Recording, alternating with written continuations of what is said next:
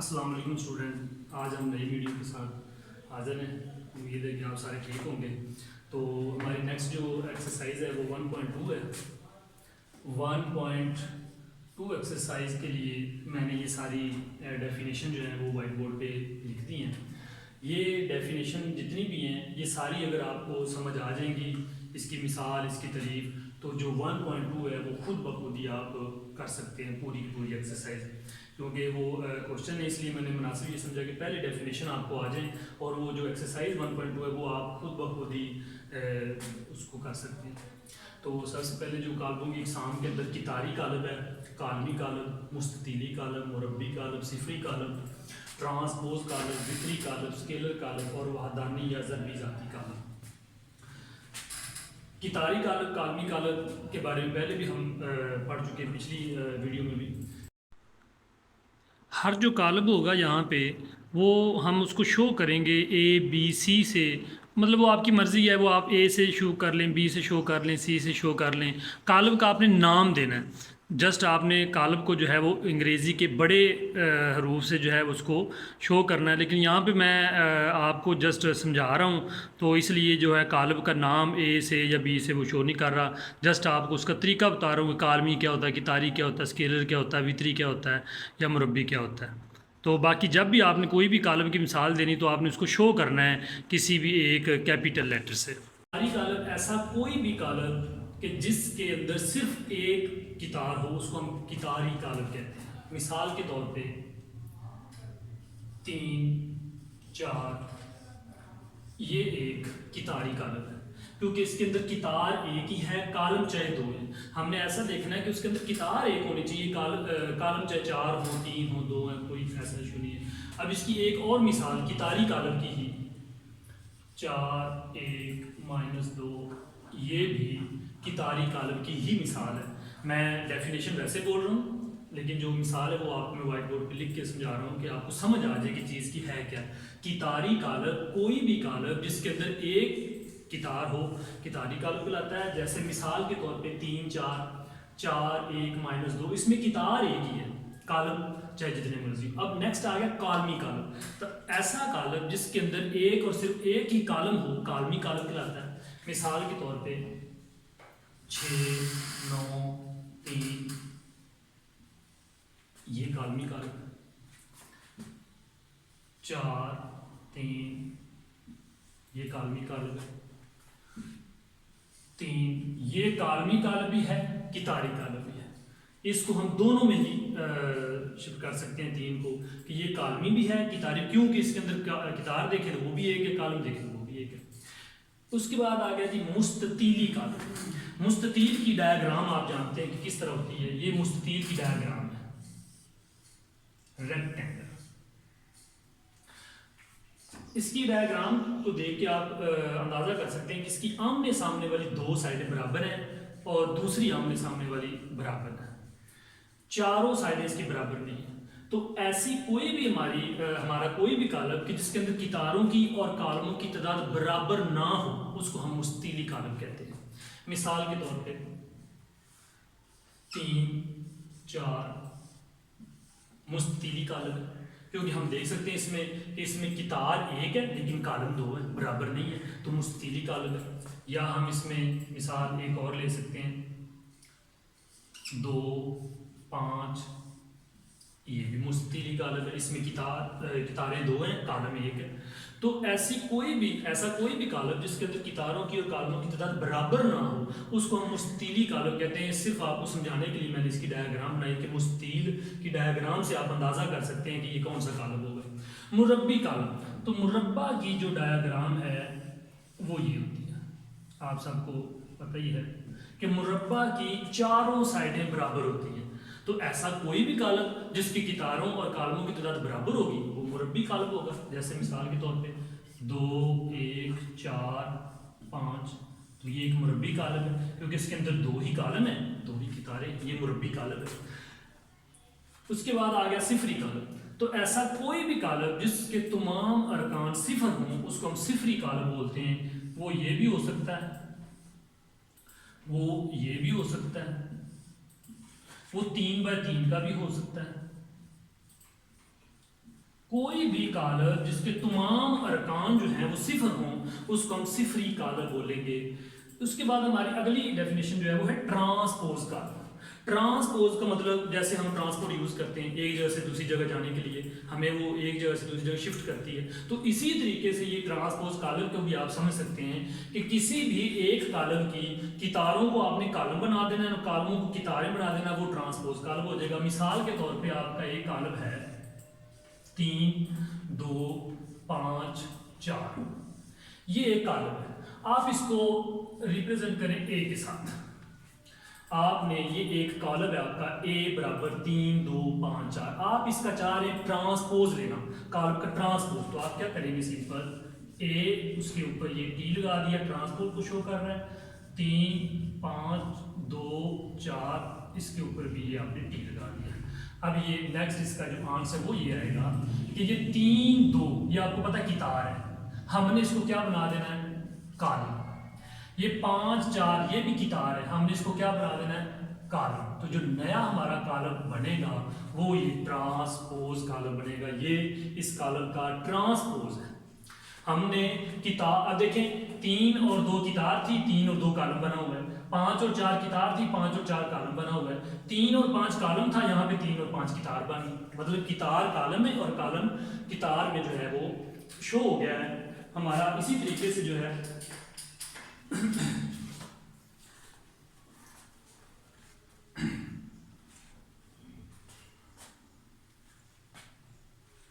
Next हमारी जो definition है वो है हमारी वितरी कॉलम।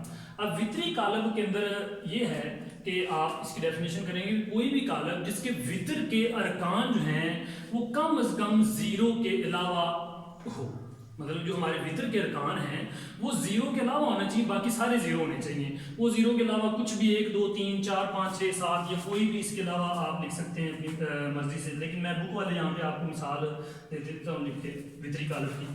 सबसे पहले आप समझ लें कि वितर होता क्या है। जैसे आप मुसल्लस देखते हैं, एक ट्राइएंगल, ये ट्राइएंगल है, मुसल्लस है, लेकिन इसके अंदर आपको वितर नजर नहीं आएगा। वितर तब नजर आएगा जब आपके पास मुसल्लस ऐसी होगी जिसके अंदर एक 90 का एंगल होगा। ये है आपकी ट्राइएंगल जिसके अंदर ये वितर है, ठीक है, इसको हम वितर कहते हैं। मतलब कि जो हमारे टेढ़े जो तिरछे एलिमेंट होंगे वो वितर होंगे। जैसे मिसाल के तौर पे मैं लिख सकता हूँ वितरी कॉलम के अंदर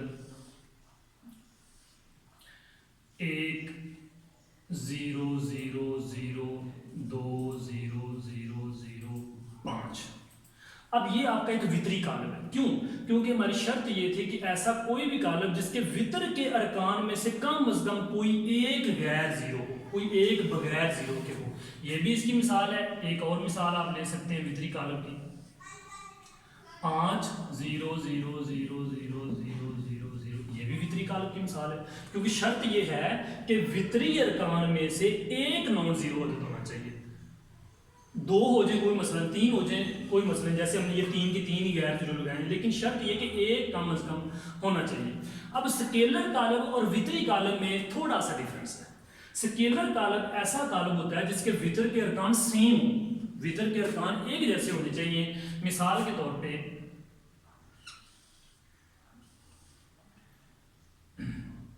5 0 0 0 5 0 0 0 5।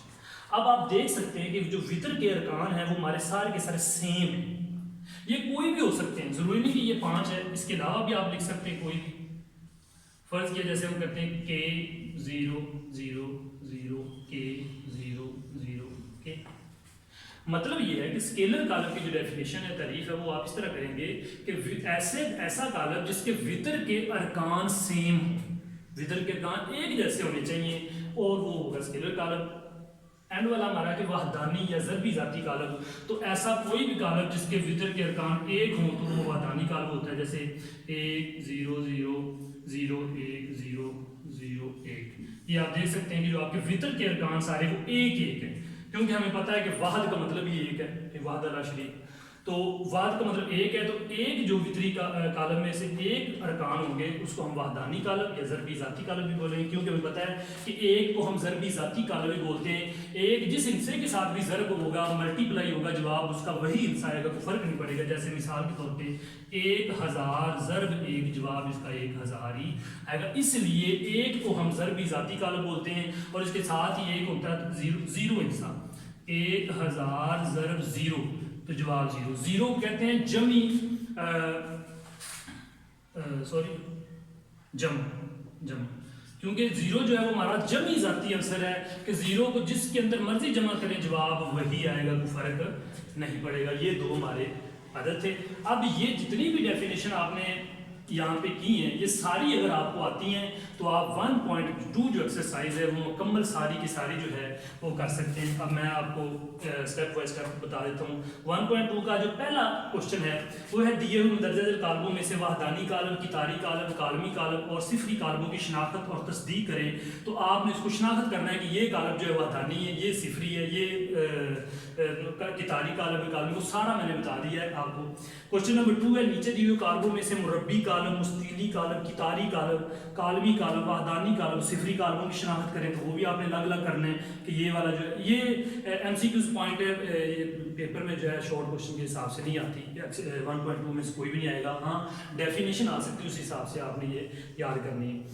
तीसरा क्वेश्चन है नीचे दिए हुए कालमों में से वितरी, स्केलर और वाहदानी कालमों की शनाख्त करें। तो वो भी आपके सामने सारे लिखे हुए हैं।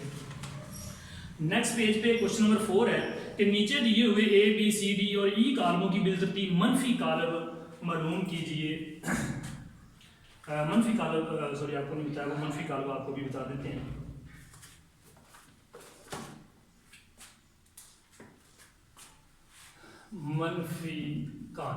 मनफी कालम कौन सा होगा?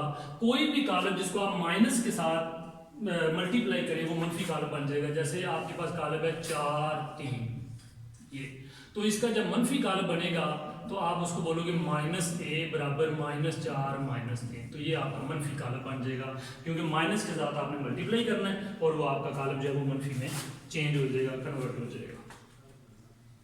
पांचवा सवाल है कि नीचे दिए हुए कालमों की ट्रांसपोज कालम मालूम कीजिए।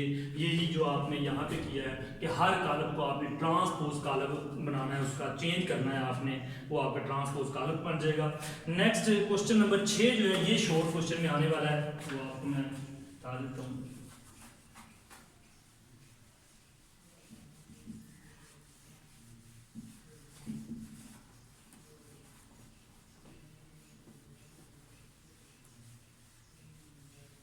क्वेश्चन नंबर 6 जो है ये सिर्फ करने वाला जो शॉर्ट के हवाले से आने वाला है।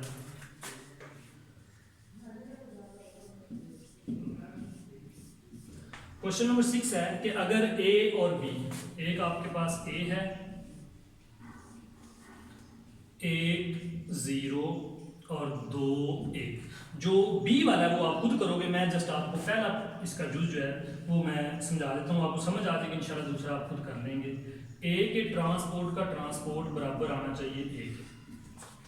ये क्वेश्चन है आपका कि ये A जो आपको दिया हुआ है इसके अगर ट्रांसपोर्ट का ट्रांसपोर्ट आपने मतलब डबल ट्रांसपोर्ट तो वो बराबर A के ही आना चाहिए, तो फिर आपका जवाब ठीक होगा। ये प्रूव वाले सवाल हैं, इसमें कोई आंसर नहीं होगा, पीछे आपने साबित कर रहा है, हो गया तो ठीक सवाल। लो जी, आप सबसे पहले लेफ्ट हैंड साइड इसकी करेंगे। A है हमारे पास 1 0 2 1, तो इसका भी ट्रांसपोर्ट, इसका भी ट्रांसपोर्ट। जब आप ट्रांसपोर्ट लोगे तो आप पहले ऊपर कर चुके हो कि कितार को हमने कॉलम बनाना है, ठीक है, 1 2 0 1। अब ये आपका सिंगल ट्रांसपोर्ट आ जाएगा। जब आप इसका डबल ट्रांसपोर्ट लोगे तो फिर ये आपका आ जाएगा A के ट्रांसपोर्ट का ट्रांसपोर्ट बराबर आ जाएगा। दोबारा फिर इसको कन्वर्ट करो, कितार को फिर कॉलम बना दिया, कितार को फिर कॉलम बना दिया, तो आप देख सकते हो ये वाला और ये वाला सेम है। तो मतलब ये हुआ कि A के ट्रांसपोर्ट का ट्रांसपोर्ट बराबर A के ही है। यही हमने साबित करना था कि जब डबल ट्रांसपोर्ट लिया तो वो दोबारा वही चीज़ बन गई, इस चीज़ को हमने शो करना था। ये आपकी 1.2 एक्सरसाइज जो है वो कंप्लीट हो गई है।